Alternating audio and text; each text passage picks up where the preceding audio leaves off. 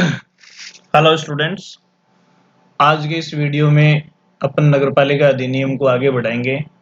आपको पिछले वीडियो में मैंने नगरपालिका अधिनियम 2009 के सेक्शन 7 से 10 तक की चर्चा की थी। इस वीडियो में अपन सेक्शन 11 से आगे की चर्चा करेंगे। देखिए, सेक्शन 11 का जो टाइटल है, सेक्शन 11 में अपन नगरपालिका के लिए निर्वाचन की बात करेंगे, इलेक्शन टू म्युनिसिपैलिटी।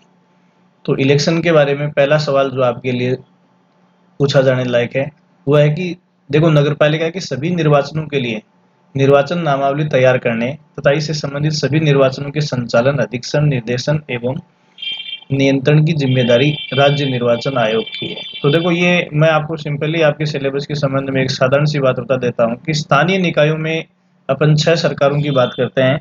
6 सरकारों में 3 ग्रामीण सरकारें, ग्राम पंचायत, पंचायत समिति और जिला परिषद, तथा 3 नगरीय सरकारों की बात करते हैं जिनमें नगर पालिका, नगर परिषद और नगर निगम। तो इन सभी चुनावों के देखो, अधीक्षण की, निर्देशन की और नियंत्रण की सभी शक्तियां किसकी, सभी जो दायित्व हैं वो किसके हैं, राज्य निर्वाचन आयोग के।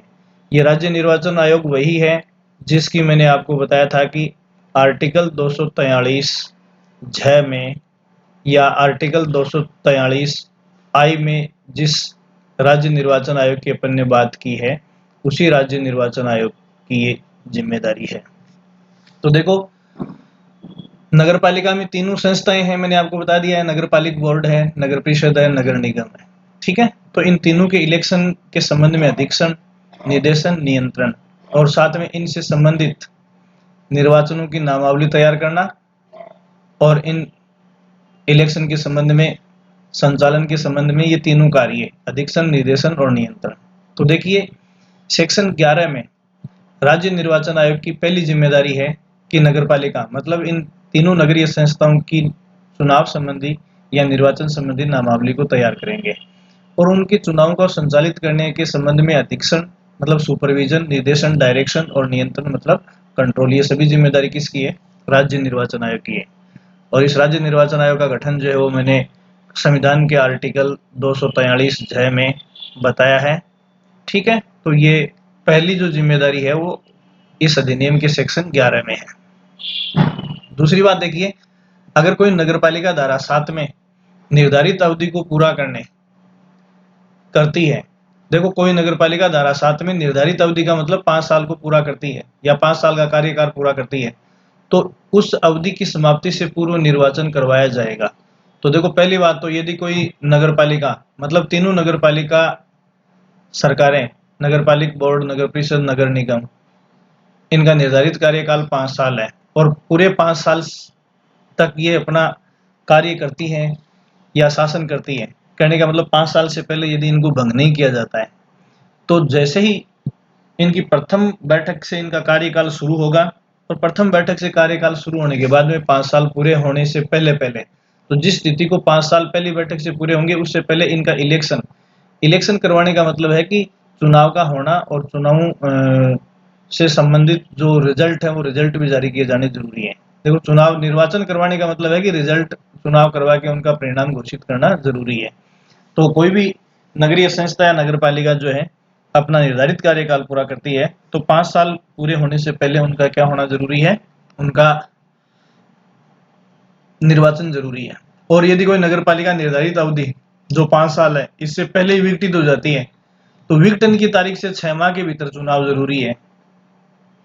अगर कोई नगर पालिका 5 साल का कार्यकाल पूरा करने से पहले, नगर पालिका का मतलब तीनों संस्थाएं, ये आप ध्यान रखेंगे, 5 साल से पहले यदि विघटित हो जाती है तो कितने समय में इलेक्शन जरूरी है, 6 माह में इलेक्शन जरूरी है।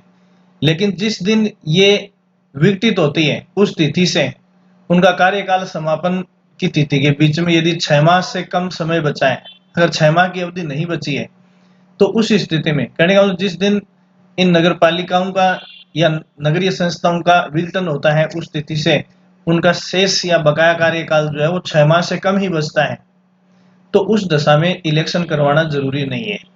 तो अगर 6 माह से कम समय विघटन की तिथि से किसी नगरपालिका का कार्यकाल या समय बचता है तो इन 6 महीने के लिए किसी भी प्राधिकारी में नगरपालिका की शक्तियों को राज्य सरकार जो है वो निहित कर सकती है। ठीक है, तो पहली बात देखिए, कार्यकाल यदि पूरा होता है तो 5 साल से पहले इलेक्शन जरूरी है। और ये देखो, ग्राम पंचायत से लेकर राष्ट्रपति तक के सभी चुनाव में है।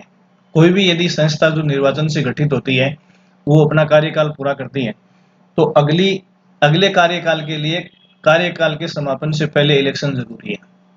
ठीक है। और यदि बीच में विघटित होती है और विघटन की तिथि को 6 माह से अधिक का समय बचा हुआ है तो 6 माह के भीतर उनका चुनाव करवाना जरूरी है। ठीक है। और अन्यथा उसका चुनाव आवश्यक नहीं है। फिर देखो तीसरा सवाल इसमें जो है राज्य सरकार निर्वाचन, ये 2 बार आ गया, काट देना। राज्य सरकार निर्वाचन आयोग की सिफारिश पर सभी वार्डों से अधिसूचना जारी कर नियम व आदेशों के द्वारा एक तारीख निश्चित कर उस तारीख तक निर्वाचन की अपेक्षा कर सकेगी। देखिए, पहली बात तो निर्वाचन की अपेक्षा कौन करेगी? निर्वाचन की अपेक्षा समय पर वार्ड वाइज चुनाव करवाने की अपेक्षा राज्य सरकार करेगी। और ये राज्य सरकार किस से करेगी ऐसी अपेक्षा? निर्वाचन आयोग से। और राज्य सरकार कौन सी निर्वाचन आयोग से ऐसी अपेक्षा करेगी? राज्य निर्वाचन आयोग से ऐसी अपेक्षा करेगी कि निर्धारित तारीख तक या निश्चित तारीख तक ये चुनाव का कार्य वो पूरा होना चाहिए। तो राज्य सरकार की अपेक्षा पर निर्वाचन आयोग को समय पर चुनाव का कार्य जो है पूरा करवाना होगा। चौथा सवाल इसमें जो बनता है, जब भी किसी नगर पालिका का नए सिरे से गठन किया जाएगा, देखो जब भी किसी नगर पालिका का नए सिरे से गठन किया जाएगा तो उसका निर्वाचन व गठन इस अधिनियम के प्रावधानों के तहत किया जाएगा। कहने का मतलब, जैसे पहले से अपन किसी नई नगर पालिका को घोषित करते हैं तो उसका निर्वाचन और गठन इस अधिनियम के प्रावधानों के तहत किया जाएगा।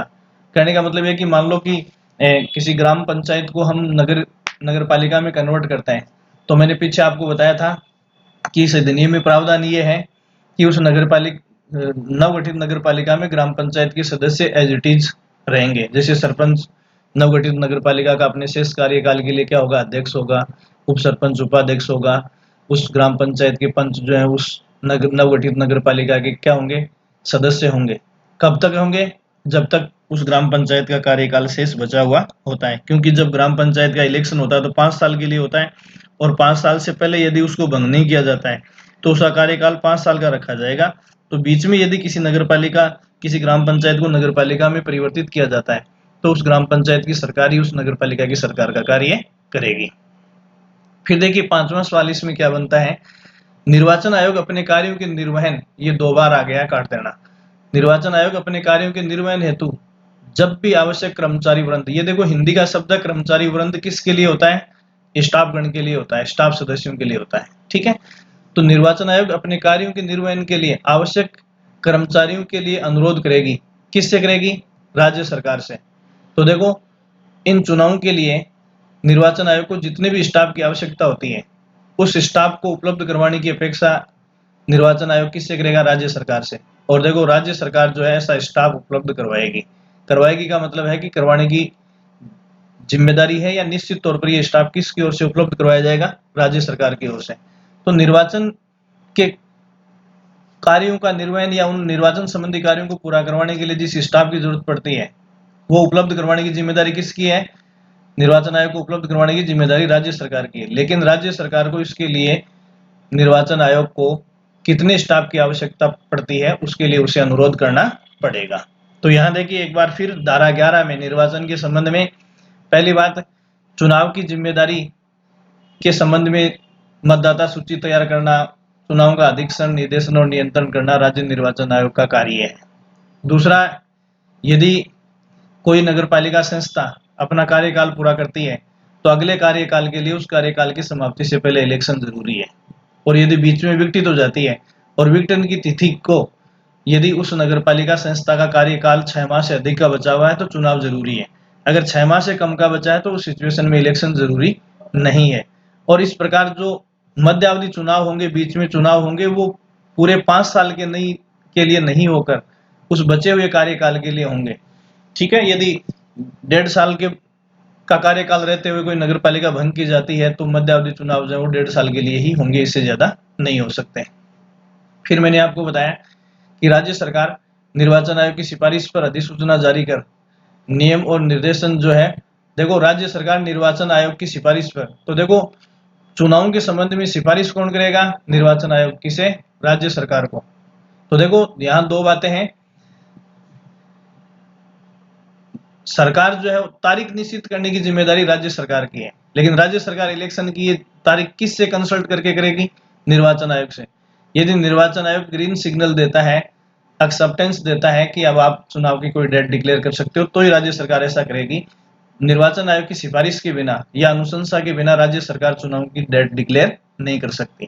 ठीक है, ये भी धारा 11 में। फिर देखिए, इसमें लिखा हुआ है कि कोई भी नगर पालिका को जब नए सिरे से गठित किया जाता है, कहने का मतलब पहली बार किसी नगर पालिका को घोषित करके उसका गठन किया जाता है, तो उसके संबंध में इस अधिनियम में जगह जगह जो प्रावधान दिए हुए हैं वो लागू होंगे।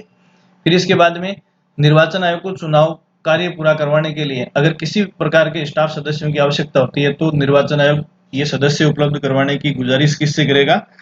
राज्य सरकार से करेगा, और ये राज्य सरकार ऐसा स्टाफ उपलब्ध करवाएगी। तो जिम्मेदारी राज्य सरकार की है, लेकिन राज्य सरकार ऐसा कब करेगी? जब निर्वाचन आयोग इसके लिए अनुरोध करेगा। ठीक है। फिर सेक्शन 12 में देखिए, राज्य निर्वाचन आयोग के कृत्यों का प्रत्यायोजन। प्रत्यायोजन का मतलब होता है कि अपने कार्य किसी अन्य कार्य करने की अथॉरिटी किसी अन्य को सौंपना। तो देखो, निर्वाचन आयोग के जो कार्य हैं वो किसको सौंपे जा सकते हैं? प्रत्यायोजन का मतलब है किसी अन्य को सौंपना, या प्रत्यायोजन देखो मीनिंग नीचे दिया हुआ है। प्रत्यायोजन का अर्थ होता है निर्धारित नियमों के तहत कार्यों को किसी अन्य को सौंपना।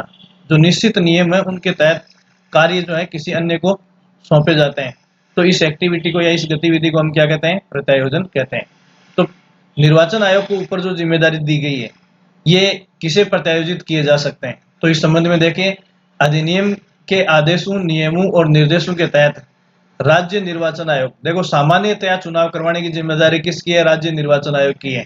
लेकिन ये धारा ये कहती है कि राज्य निर्वाचन आयोग नगरीय संस्थाओं के या नगर पालिकाओं के चुनाव से संबंधित अपनी जो शक्तियां हैं उनको प्रत्यायोजित कर सकती है। तो देखिए, राज्य निर्वाचन आयोग अपने कृत्यों को उप निर्वाचन आयुक्त या यदि हो तो निर्वाचन आयोग के सचिव को प्रत्यायोजित कर सकेगा। तो देखो, सामान्यतया मैंने आपको बताया कि राज्यों में इलेक्शन करवाने के लिए राज्य निर्वाचन आयुक्त होते हैं, और राज्य निर्वाचन आयोग जो है एकल सदस्य होता है। समझने वाली, राज्य निर्वाचन आयोग क्या होता है? एक सदस्य होता है, और उस सदस्य को हम क्या कहते हैं? राज्य निर्वाचन आयुक्त कहते हैं। और उस राज्य निर्वाचन आयोग की मदद के लिए आवश्यकता अनुसार उप निर्वाचन आयुक्त या इनकी उप निर्वाचन आयुक्त वगैरह की नियुक्ति की जा सकती है। तो राज्य निर्वाचन आयुक्त जो है वो नगरीय संस्थाओं के चुनाव से संबंधित जिम्मेदारी का प्रत्यायोजन या तो किसको कर सकता है? उप निर्वाचन आयुक्त को, और यदि हो तो निर्वाचन आयोग के सचिव को। तो देखो, यहाँ कर सकेगा। तो राज्य निर्वाचन आयोग, पहला सवाल तो है कि क्या नगरीय संस्थाओं से संबंधित जो चुनाव करवाने की जिम्मेदारी है, उन सभी चुनावों को राज्य निर्वाचन आयोग स्वयं करवाने के लिए जिम्मेदार है? नहीं, राज्य निर्वाचन आयोग खुद भी करवा सकता है, और अपनी इन शक्तियों का प्रत्यायोजन जो है वो किसी और को भी कर सकता है। तो नगरपालिका अधिनियम के आदेशों और नियमों के तहत राज्य निर्वाचन आयुक्त जो है वो अपनी इस शक्ति का प्रत्यायोजन किस किस को कर सकता है? तो यहाँ आपको दो चीजें ध्यान में रखनी है। या तो उप निर्वाचन आयुक्त को राज्य निर्वाचन आयुक्त या राज्य निर्वाचन आयोग अपनी शक्तियां प्रत्यायोजित कर सकता है, या यदि निर्वाचन आयोग में कोई सेक्रेटरी या सचिव है तो उसको प्रत्यायोजित कर सकता है। तो सवाल सीधा सा ये है, क्या प्रत्यायोजित की जा सकती हैं? यस। क्या निर्वाचन आयोग नगरपालिकाओं के चुनाव संबंधी शक्तियों का प्रत्यायोजन कर सकता है? यस। किसे कर सकता है? तो या तो उप निर्वाचन आयुक्त को कर सकता है या निर्वाचन आयोग के सचिव को कर सकता है। तो यहाँ धारा 12 में ये बताया गया है। सेक्शन 12 में डेलीगेशन की बात की गई है, प्रत्यायोजन की बात की गई है। किसकी? निर्वाचन आयोग के कृत्यों का, क्या कार्य किसी और को सौंपे जा सकते हैं। ठीक है, नेक्स्ट। तो ये सेक्शन 11 और 12 में मैंने आपको बता दिया है। फिर नेक्स्ट अपन देखेंगे, इससे संबंधित एक सवाल देखिए आप। सवाल है, नगरपालिका अधिनियम की धारा 12 के तहत राज्य निर्वाचन आयोग अपने कृत्यों को प्रत्यायोजित कर सकेगा। तो पहला ऑप्शन, उप निर्वाचन आयुक्त को कर सकता है, निर्वाचन सचिव को कर सकता है, नगरपालिका अधिकारी को नहीं कर सकता। अभी मैंने आपको बताया, तो ये इसका उत्तर क्या बन जाएगा? चौथा बन जाएगा, ए एंड बी बोथ। उप निर्वाचन आयुक्त और निर्वाचन सचिव को ऐसा डेलीगेशन किया जा सकता है। फिर धारा 13 में देखो, प्रत्येक वार्ड के लिए निर्वाचन नामावली। देखो, वार्ड वाइज जो मतदाताओं की सूची है वो भी तैयार की जाती है। तो वार्ड वाइज मतदाताओं की सूची का जो उल्लेख है वो किसमें है? सेक्शन 13 में है, electoral roll for every ward. ठीक है, तो प्रत्येक वार्ड की जो मतदाता सूची है या निर्वाचन नामावली है, उसके संबंध में इस अधिनियम में जो बात कही गई है, उसमें पहली चीज देखेंगे कि प्रत्येक वार्ड के लिए निर्वाचन नामावली तैयार करने हेतु एक निर्वाचन रजिस्ट्रीकरण अधिकारी होगा। तो ये देखो, मतदाता सूची तैयार करवाने की जिम्मेदारी, अभी देखो मैंने आपको ऊपर बताया है कि ये जो निर्वाचन आयोग मतदाता सूची तैयार करवाने की जिम्मेदारी यहाँ मैंने आपको बताई निर्वाचन आयोग की है। और निर्वाचन आयोग की ये जो जिम्मेदारी है मतदाता सूची तैयार करने की, इसके लिए निर्वाचन आयोग जो है वो वार्ड वाइज किसकी नियुक्ति करेगा? निर्वाचन रजिस्ट्रीकरण अधिकारी की। तो सामान्यतः प्रत्येक वार्ड के लिए एक मतदाता सूची या निर्वाचन नामावली तैयार होगी। ये निर्वाचन नहीं है, निर्वाचक है, ये आप करेक्शन कर लेना। प्रत्येक वार्ड के लिए निर्वाचक नामावली, ठीक है। तो प्रत्येक वार्ड के लिए निर्वाचक नामावली, वैसे तो इन चुनावों के लिए मतदाता सूची या निर्वाचक नामावली तैयार करवाने की जिम्मेदारी किसकी है? राज्य निर्वाचन आयोग की है। लेकिन राज्य निर्वाचन आयोग इस कार्य के लिए किसको नियुक्त करेगा? निर्वाचन रजिस्ट्रीकरण अधिकारी को। और निर्वाचन रजिस्ट्रीकरण अधिकारी किस प्रकार होंगे? तो वार्ड वाइज होंगे। प्रत्येक वार्ड का एक निर्वाचन रजिस्ट्रीकरण अधिकारी होगा, जिसे हम सामान्य भाषा में क्या कहते हैं अपने यहाँ? BLO। ये देखिए, जिसको हम BLO बोलते हैं वो एक तरह से कौन होता है? निर्वाचन रजिस्ट्रीकरण अधिकारी होता है। किसका? वार्ड का। वार्ड वाइज निर्वाचन रजिस्ट्रीकरण अधिकारी, जिसको हम सामान्य भाषा में क्या कहते हैं? BLO। तो ये निर्वाचन आयोग की ओर से अपॉइंट होता है। फिर देखो, जो राज्य सरकार से परामर्श करने के बाद राज्य निर्वाचन आयोग द्वारा नाम निर्दिष्ट किया जाएगा। तो प्रत्येक वार्ड का निर्वाचन रजिस्ट्रीकरण अधिकारी जो है उसकी नियुक्ति, यहाँ अगला सवाल देखिए, वार्ड वाइज जो निर्वाचन रजिस्ट्रीकरण अधिकारी होता है उसकी नियुक्ति कौन करे? नाम निर्दिष्ट या नियुक्ति कौन करेगा? राज्य निर्वाचन आयोग करेगा। लेकिन राज्य निर्वाचन आयोग किसी भी वार्ड के लिए निर्वाचन रजिस्ट्रीकरण अधिकारी को नाम निर्दिष्ट करने से पहले या उसे नियुक्त करने से पहले किससे परामर्श करेगा? राज्य सरकार से परामर्श करेगा।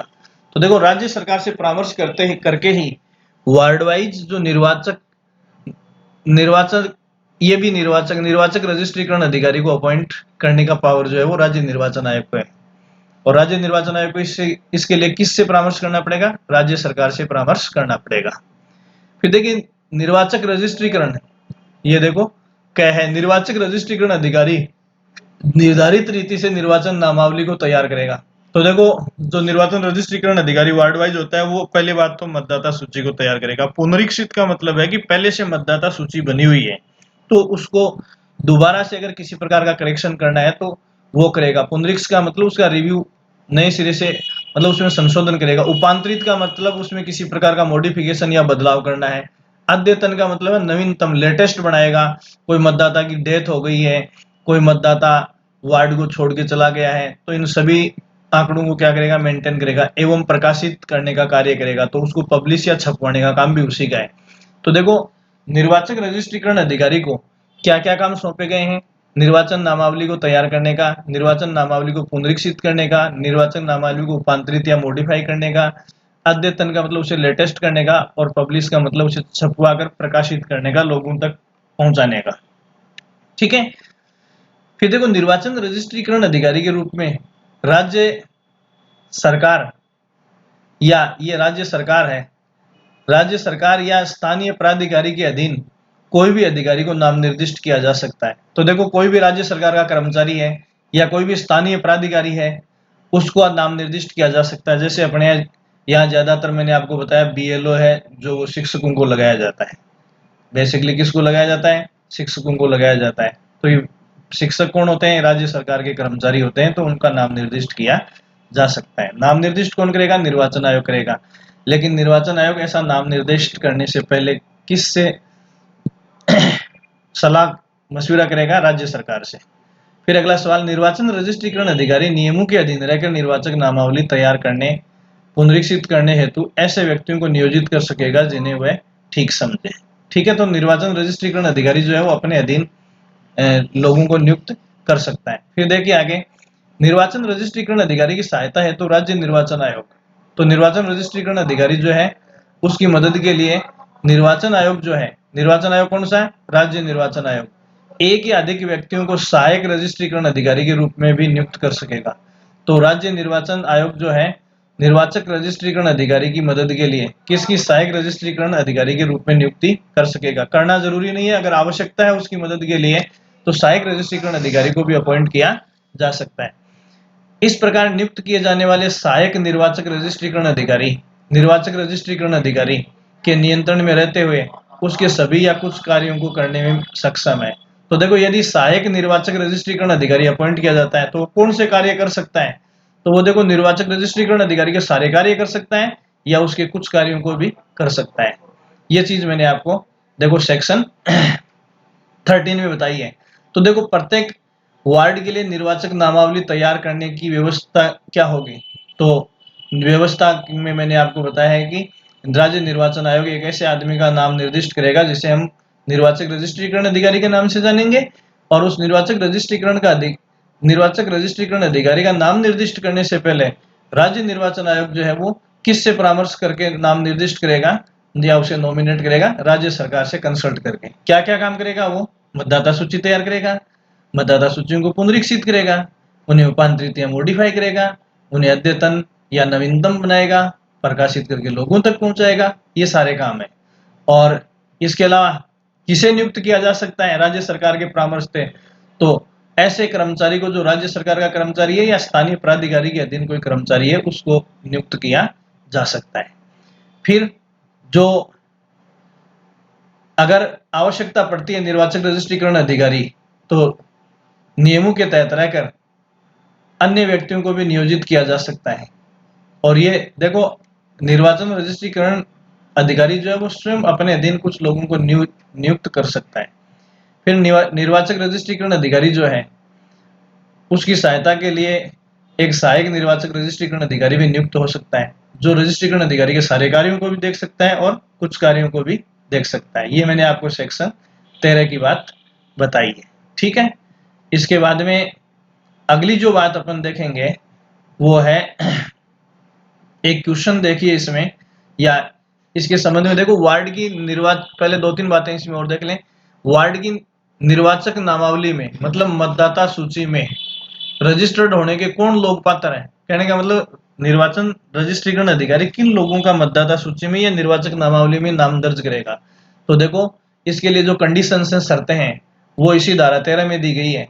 वह व्यक्ति जिसने 18 वर्ष की आयु पूरी कर ली हो, तथा दूसरा, नगरपालिका के किसी वार्ड का मामूली तौर पर निवासी रहा हो। मामूली तौर पर निवासी रहने का मतलब कि सामान्यतः वो उस वार्ड का निवासी रहा है।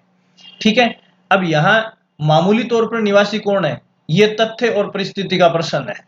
देखो, मामूली तौर शब्द जो है वो तथ्य एवं परिस्थिति का, फैक्ट बताएंगे, परिस्थितियां बताएंगी, सर्कमस्टांसेस बताएंगे कि वो वास्तव में मामूली तौर पर निवासी है या नहीं।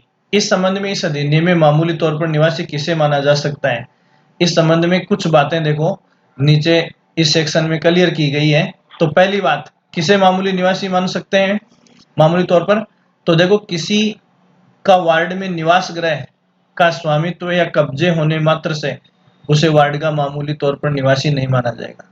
देखो, कोई व्यक्ति ऐसा जिसने उस वार्ड में घर बना रखा है, उस घर का स्वामित्व है या किसी घर के ऊपर किसी के पास कब्जा है, केवल इस आधार पर वो मतदाता सूची में नाम लिखवाने का हकदार नहीं हो जाता है।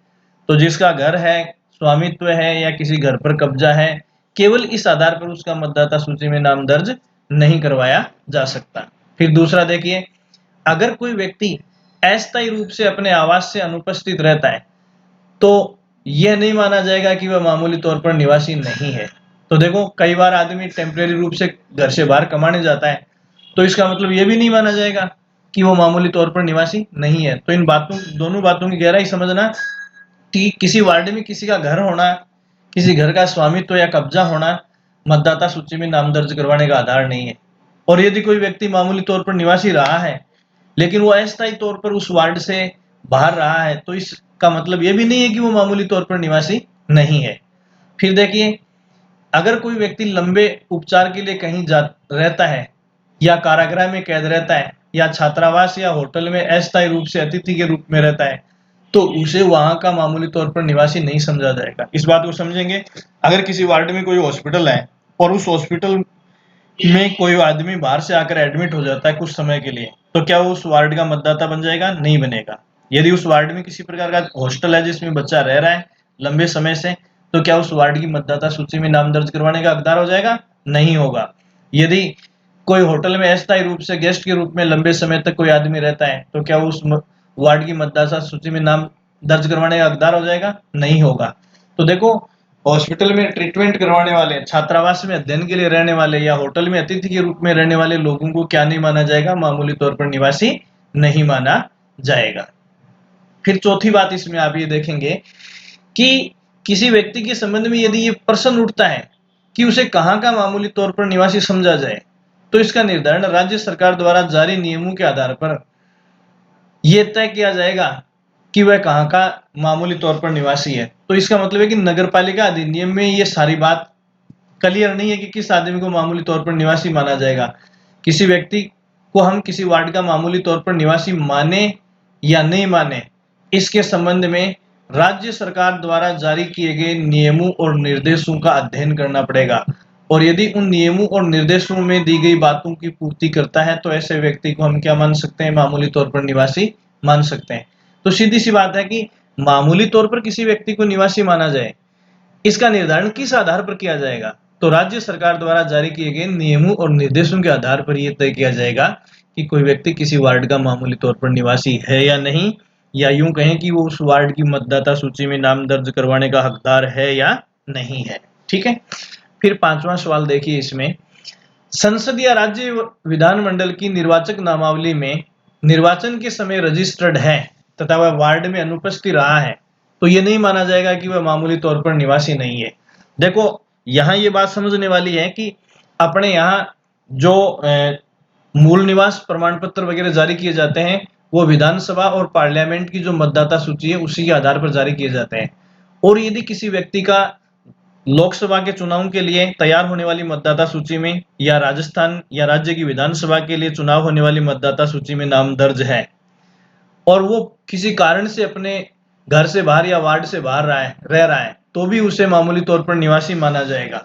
कहने का मतलब इन दोनों मतदाता सूचियों में नाम है और फिर भी वह अनुपस्थित रहता है, तो भी उसे हम क्या मानेंगे? मामूली तौर पर निवासी मानेंगे। तो ये बहुत बड़ी बात है कि लोकसभा और राज्यसभा की निर्वाचक नामावली में अगर किसी व्यक्ति का नाम है तो उसे मामूली तौर पर निवासी माना जाएगा। ठीक है। छठी बात इसमें यह बताई गई है कि निर्वाचक नामावली में अर्हता की तारीख का अर्थ उस वर्ष की 1 जनवरी से लिया जाएगा।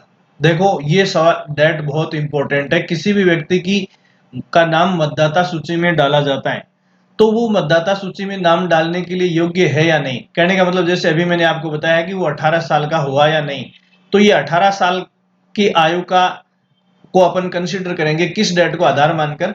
1 जनवरी को आधार मानकर। जैसे कोई व्यक्ति अगस्त, सितंबर, जुलाई में अपनी 18 वर्ष की आयु पूरी करता है तो उसका मतदाता सूची में नाम नेक्स्ट ईयर, अगले साल की 1 जनवरी को कंसिडर किया जाएगा। कहने का मतलब जैसे कोई व्यक्ति 31 जुलाई 2023 को 18 साल का होता है तो उसका नाम 1 जनवरी 2023 को दर्ज नहीं किया जाएगा मतदाता सूची में। कब किया जाएगा? 1 जनवरी 2024 को मतदाता सूची में उसका नाम दर्ज किया जाएगा। डेट इंपॉर्टेंट है कि मतदाता सूची में जो नाम दर्ज करवाने की आधारभूत डेट है वो क्या है? 1 जनवरी।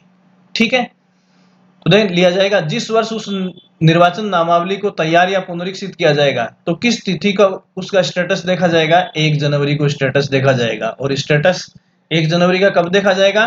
कौन से वर्ष देखा जाएगा? जिस वर्ष निर्वाचक नामावली तैयार की जाती है या पुनरीक्षित की जाती है, उसे संशोधित की जाती है। ठीक है। फिर देखिए, कोई व्यक्ति एक से अधिक वार्डों की निर्वाचक नामावली में रजिस्टर्ड होने का हकदार नहीं है। एक ही वार्ड की मतदाता सूची में किसी व्यक्ति का नाम हो सकता है। फिर देखिए, कोई भी व्यक्ति एक ही निर्वाचक नामावली में एक से अधिक बार रजिस्टर्ड होने का हकदार नहीं है। देखो, ना तो किसी व्यक्ति का एक से अधिक वार्डों में नाम होगा और एक ही वार्ड की लिस्ट में किसी व्यक्ति का 2 जगह या 2 से अधिक जगह नाम नहीं हो सकता, केवल एक जगह ही उसका नाम हो सकता है। तो ये कुछ चीजें मैंने आपको निर्वाचक नामावली के बारे में बताई है। तो यहाँ देखिए एक बार फिर सेक्शन 13 में आपके सामने जो चीज है वो सारी चीजें कि कौन हकदार है, 18 वर्ष की आयु पूरी कर चुका हो, मामूली तौर पर निवासी हो। मामूली तौर पर निवासी कौन है, ये तथ्य और परिस्थिति का प्रश्न है, ये मैंने आपको बता दी। ये सारी चीजें आपको देखनी है। ये किसमें? सेक्शन 13 से रिलेटेड है। फिर आगे अपन देखिए सेक्शन 14 की बात करते हैं। सेक्शन 14 में क्या दिया हुआ है? निर्वाचक नामावली में रजिस्ट्रीकरण के लिए निर्हरताएं। देखो, यहाँ अयोग्यता और निर्हरता में फर्क है। ध्यान रखना, ये इसकी अंग्रेजी देखेंगे डिस्क्वालिफिकेशन। डिस्क्वालिफिकेशन का मतलब होता है कि एक बार आप क्वालिफाइड थे, क्या थे, क्वालिफाइड थे, इसका मतलब यह है कि आपका नाम मतदाता सूची में आ गया है, लेकिन उसके बाद भी आपका नाम मतदाता सूची से कैसे निकाला जा सकता है, किस आधार पर निकाला जा सकता है, तो इसे हम क्या कहेंगे, निर्हरता। मतलब किसी व्यक्ति का नाम निर्वाचक नामावली में है तो कौन से आधार पर उसका नाम हटाया जा सकता है, कौन सी डिस्क्वालिफिकेशन हो सकती है। तो यहाँ पहले तो आप ये देखेंगे कि निर्हरता का अर्थ क्या है, जिसका नाम शामिल है मतदाता सूची में पर अब शामिल रखने योग्य नहीं रहा, वो क्या है, निर्हर है। तो ऐसी क्या क्या क्या आधार हो सकते हैं, तो देखो कोई भी व्यक्ति निर्वाचक नामावली में निर्हरित होगा, कब होगा, इनमें से कोई सी एक चीज हो जाती है। पहला, वह भारत का नागरिक नहीं रहा। यदि कोई व्यक्ति भारत से भिन्न किसी अन्य राष्ट्र की नागरिकता ले लेता है तो मतदाता सूची में नाम हटाने का हकदार हो जाता है या मतदाता सूची में नाम रखने के लिए डिस्क्वालीफाई हो जाता है, इस आधार पर उसका नाम हटाया जा सकता है। दूसरा है चित्त विकृति। चित्त विकृति का मतलब है कि मानसिक रूप से वो पागल हो गया है, या तो वो देखो चित्त विकृत है, पागल है, या सक्षम न्यायालय द्वारा उसे विकृत चित्त घोषित कर दिया गया है। दोनों बातें ध्यान में रखना कि या तो वो मतदाता सूची में नाम दर्ज करवाने के बाद में पागल है, हो गया है, और वो खुद इस बात को स्वीकार कर लेता है, या परिस्थितियां ऐसा बताती हैं कि वो चित्त विकृत है, या फिर कोई व्यक्ति जैसे पागल कभी ये नहीं कहता कि मैं पागल हूं। तो यदि कोई व्यक्ति चित्त विकृत नहीं होने का दावा करता है लेकिन उसे किसी सक्षम न्यायालय द्वारा अनसाउंड, चित्त विकृत का मतलब होता है अनसाउंड, मेंटली वो ठीक नहीं रहा है, तो इस आधार पर उसको क्या किया जा सकता है, मतदाता सूची के लिए डिस्क्वालीफाई करके उसका नाम हटाया जा सकता है। फिर देखो तीसरा, निर्वाचन के मामलों में भ्रष्ट आचरण, अपराध करने के कारण उसे विधि द्वारा मतदाता के लिए निर्हरित कर दिया गया हो। देखना, अगर देखो निर्वाचन के मामलों में भ्रष्ट आचरण, कोई आदमी जैसे रिश्वत लेकर वोट डालता है तो ये चुनाव के मामले में भ्रष्ट आचरण है, इस आधार पर उसे डिस्क्वालीफाई किया जा सकता है। चुनाव के संबंध में किसी प्रकार का अपराध करता है उसे, जैसे पैसे बांटना, शराब परोसना, ये सब चुनाव संबंधी अपराध हैं। तो इस प्रकार यदि कोई अपराध साबित हो जाता है तो उसे डिस्क्वालीफाई किया जा सकता है। ठीक है, तो ये देखो तीन आधार हैं, भारत का नागरिक नहीं रहा, चित्त विकृत हो गया, या निर्वाचन से संबंधित कोई अपराध या भ्रष्ट आचरण करता है, तो इस आधार पर किसी व्यक्ति का मतदाता सूची से नाम हटाया जा सकता है। तो देखो ये निर्हरताएं धारा 14 में कितनी दी गई है, 3 दी गई है। तो कई बार जैसे निर्हरता का आधार है ए बी सी और उपयुक्त सभी कर देते हैं, और 3 ये दे दिया, चौथा कोई और दे दिया, जैसे दे दिया कि वार्ड से बाहर या देश भारत से बाहर की किसी स्त्री से विवाह करना, ये चौथा ऑप्शन दे दिया, तो ये निर्हरता का आधार या डिस्क्वालिफिकेशन का आधार नहीं होगा ये।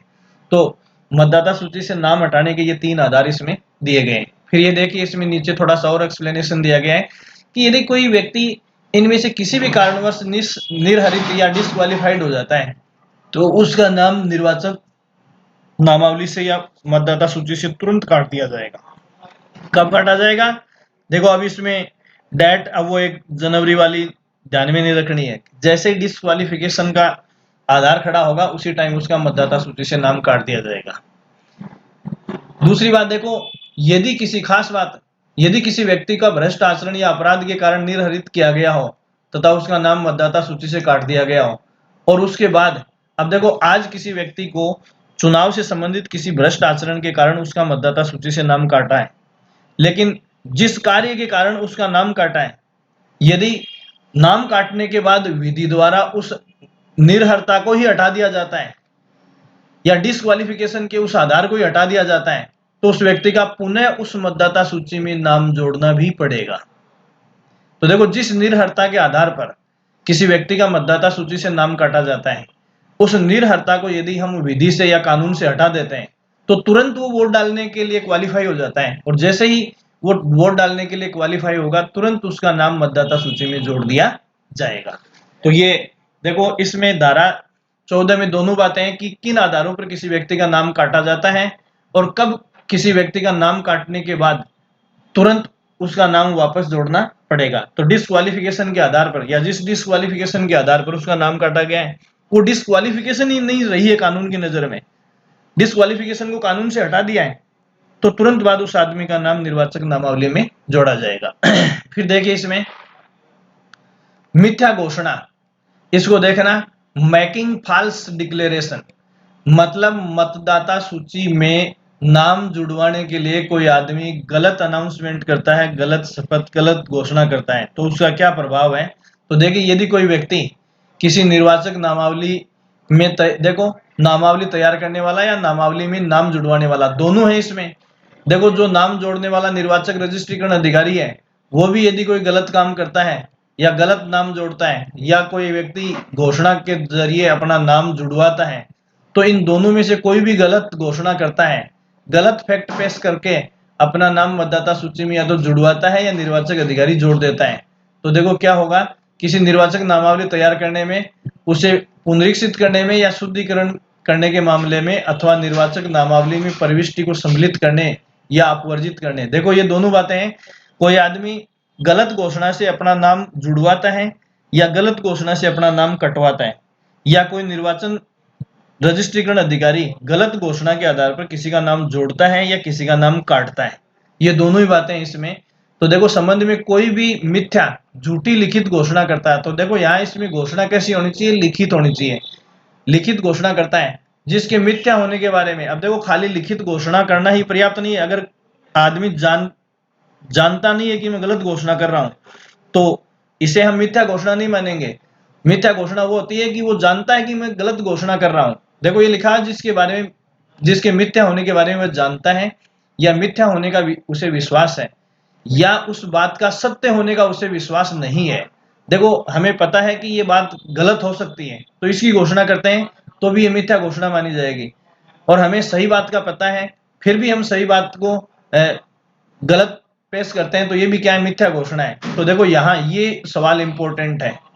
देखो मतदाता सूची में नाम जुड़वाने या कटाने के मामले में, चाहे मतदाता की बात हो चाहे निर्वाचक रजिस्ट्रीकरण अधिकारी की बात हो, अगर मिथ्या घोषणा के आधार पर किसी का नाम जोड़ा जाता है या काटा जाता है, तो उसके लिए सजा क्या है, ये सवाल इंपॉर्टेंट है, बहुत इंपॉर्टेंट सवाल है मिथ्या घोषणा के संबंध में।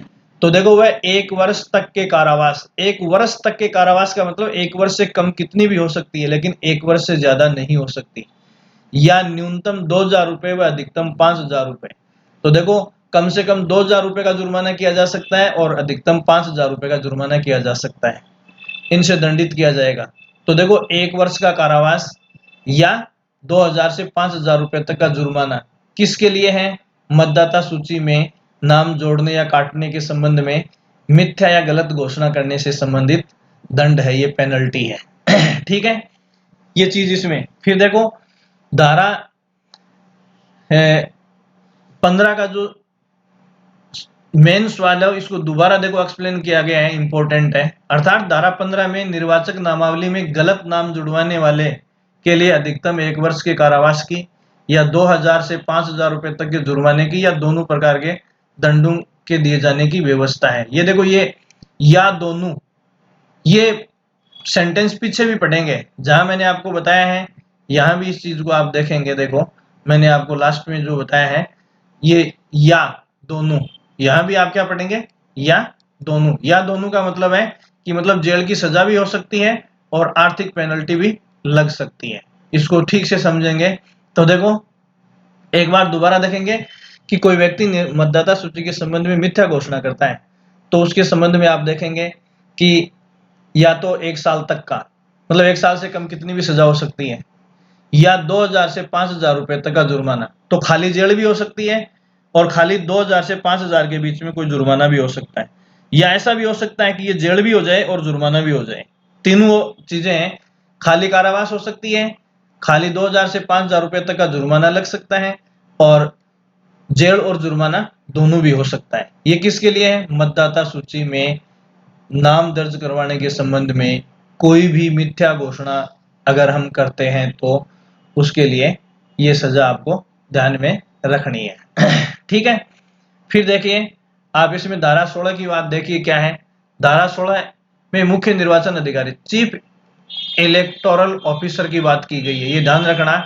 चीफ इलेक्टोरल ऑफिसर का प्रावधान किसमें है, सेक्शन 16 में है।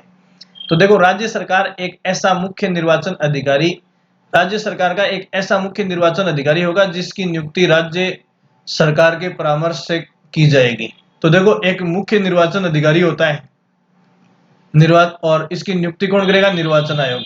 और मुख्य निर्वाचन अधिकारी की, देखो अब राजस्थान में यहां ध्यान रखना है, मुख्य निर्वाचन आयुक्त अलग चीज है जिसकी नियुक्ति राज्यपाल करता है। ध्यान रखना, मुख्य निर्वाचन आयुक्त जो आर्टिकल 243 जय के तहत राज्य निर्वाचन आयोग नियुक्त किया जाता है, उसका मुखिया होता है या एकमात्र सदस्य होता है मुख्य निर्वाचन आयुक्त, वो अलग है, और मुख्य निर्वाचन अधिकारी अलग है। तो देखो, मुख्य निर्वाचन आयुक्त जो है मुख्य निर्वाचन अधिकारी की नियुक्ति करेगा। कौन करेगा? मुख्य। और देखो, राज्य निर्वाचन आयोग का मतलब ही मुख्य निर्वाचन आयुक्त है। तो राज्य निर्वाचन आयोग या राज्य का मुख्य निर्वाचन आयुक्त राज्य सरकार से परामर्श करके किसकी नियुक्ति करेगा? मुख्य निर्वाचन अधिकारी की। इंपॉर्टेंट बात है, मुख्य निर्वाचन आयुक्त और मुख्य निर्वाचन अधिकारी दोनों अलग हैं। देखो, मुख्य निर्वाचन आयुक्त की नियुक्ति राज्यपाल करता है और मुख्य निर्वाचन अधिकारी की नियुक्ति निर्वाचन आयोग करता है। किससे परामर्श करके? राज्य सरकार से परामर्श करके। ठीक है। तथा ये मुख्य निर्वाचन अधिकारी राज्य निर्वाचन आयोग के अधीक्षण, निर्देशन एवं नियंत्रण में कार्य करेगा। तो देखो, राज्य निर्वाचन आयोग जिस मुख्य निर्वाचन अधिकारी की नियुक्ति करेगा वो किसके अंडर काम करेगा? किसके सुपरविजन में? राज्य निर्वाचन आयोग के सुपरविजन में, डायरेक्शन में, निर्देशन में और कंट्रोल, नियंत्रण में कार्य करेगा। फिर देखिए आगे, नगरपालिका अधिनियम के अधीन समस्त निर्वाचक नामावलियों की तैयारी, पुनरीक्षण और शुद्धि का पर्यवेक्षण करेगा। ये देखिए कौन कौन से कार्य करेगा। यहां देखो, ये पहला काम करेगा कि नगरपालिका अधिनियम के अधीन, नगरपालिका अधिनियम के अधीन का मतलब है कि नगरपालिक बोर्ड, नगर परिषद और नगर निगम, इन सभी के लिए निर्वाचक नामावलियों को तैयार करेगा, उनका पुनरीक्षण करवाएगा और उनका शुद्धि का पर्यवेक्षण करेगा। ठीक है। नोट देखिए इसके नीचे, निर्वाचक नामावली तैयार, ये पुनरीक्षण एवं पर्यवेक्षण का कार्य धारा 13 के अधीन नाम निर्दिष्ट निर्वाचक रजिस्ट्रीकरण अधिकारी करता है, जबकि इन कार्यों का पर्यवेक्षण धारा 16 के अधीन नियुक्त मुख्य निर्वाचन अधिकारी करता है। एक बार दोबारा देखना, मैंने आपको बताया था कि वार्ड वाइज मतदाताओं की सूची जो है वो कौन तैयार करता है? निर्वाचक रजिस्ट्रीकरण अधिकारी करता है, जिसकी बात अपन ने धारा 13 में की है। और वो निर्वाचक रजिस्ट्रीकरण अधिकारी जो कार्य करेगा, कौन कौन से कार्य करेगा? मतदाता सूची को तैयार करेगा, उनका पुनरीक्षण करेगा, पर्यवेक्षण करेगा। ठीक है। तो इन सब का सुपरविजन कौन करेगा? उन सब का सुपरविजन धारा 16 के अधीन नियुक्त किया गया मुख्य निर्वाचन अधिकारी करेगा। पहला कार्य तो ये, तो निर्वाचन रजिस्ट्रीकरण अधिकारी जो भी कार्य करेगा उनका वेरिफिकेशन किसके द्वारा किया जाएगा? मुख्य निर्वाचन अधिकारी द्वारा। दूसरा, राज्य में नगरपालिकाओं के सभी निर्वाचनों का पर्यवेक्षण करेगा। अब देखो, बहुत इंपॉर्टेंट सवाल है, पूरे राज्य में नगरपालिकाओं का मतलब है तीनों संस्थाएं, नगरपालिक बोर्ड, नगर परिषद, नगर निगम, इनके चुनाव का पर्यवेक्षण, सुपरविजन की जिम्मेदारी किसकी है? मुख्य निर्वाचन अधिकारी की है। बहुत इंपॉर्टेंट सवाल है, अलग से नोट कर लेना।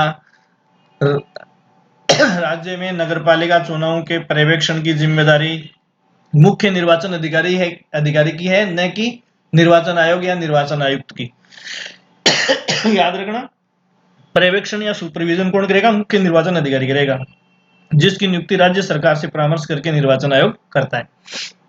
फिर इसके बाद में देखो, इसके अलावा क्या काम करेगा? मुख्य निर्वाचन अधिकारी उन समस्त कार्यों को भी करेगा जो उसे राज्य निर्वाचन आयोग द्वारा निर्देशित किए जाएंगे। मतलब ये दो काम तो ऊपर स्पष्ट लिखे हुए हैं, और इन दोनों, इस सुपरविजन और मतदाता सूचियों को जो तैयार करता है, उनका सुपरविजन करने के अलावा राज्य निर्वाचन आयोग जो है कोई भी कार्य जो है वो मुख्य निर्वाचन अधिकारी को सौंप सकता है। ये चीज आप ध्यान में रखेंगे।